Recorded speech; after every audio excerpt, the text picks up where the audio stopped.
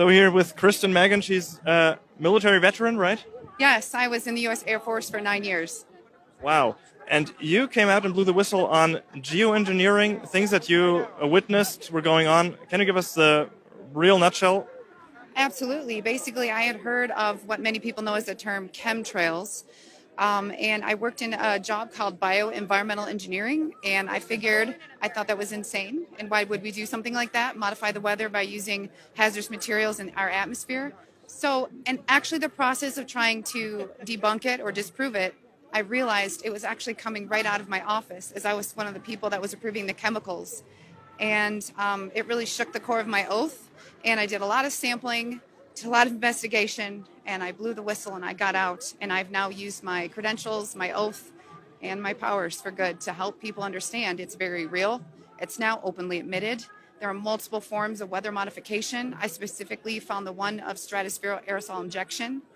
And collectively around the globe, we have to understand that it is now being admitted because they're saying it's combating climate change. Well, the climate change we need to be worried about is man-made climate engineering, also known as geoengineering. And when you say you had chemicals being pumped into the air, what kind of chemicals are they putting out that rain down on humanity, basically? Nanoparticulate metals, like you had different sulfates and barium and strontium. I know it's probably changed over time. I know they use silver iodide for certain things, but these are the odd part of it was the quantities that I saw them coming in, the form that they were coming in, and it's the same type of materials that I was trying to engineer out of the workplace to substitute with safer materials. And when you notice that what's called the safety data sheet, the information about a chemical of what personal protective equipment to wear, how do you dispose of it, how do you pack it to ship it. When key information is missing, I ask questions, and my questions led to demonization, and I knew I found something I shouldn't have. That's insane. So these metals are basically toxic for the humans, I would presume, or? Yes, because it also has aluminum, and a lot of people will tell you, well, these things aren't horrible in small quantities.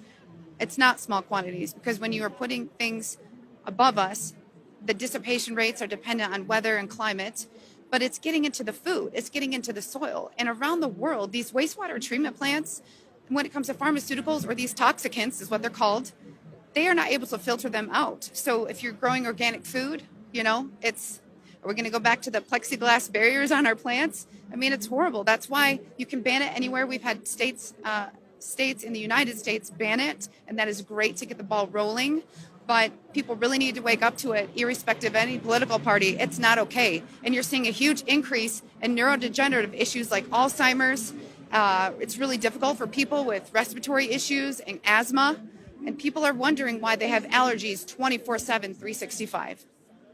And I liked what you said about that climate change or the change we experience in weather.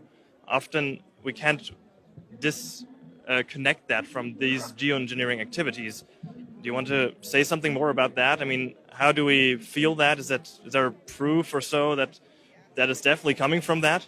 Yes, there are places that openly admitted it. Remember Dubai? And then when people got upset, they retracted it, but the can was already opened.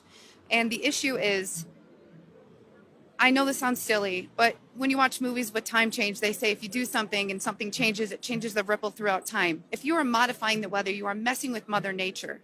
And meteorology is a very, very thorough study.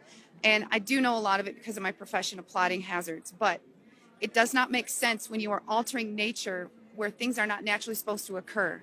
We had massive flooding in California, and we have a system called HARP that is in the United States. And the same people who demonized me 5-10 years ago are now going, wow, because they're finding it's openly admitted in all of our U.S. documents. The U.S. is absolutely not the only country doing it.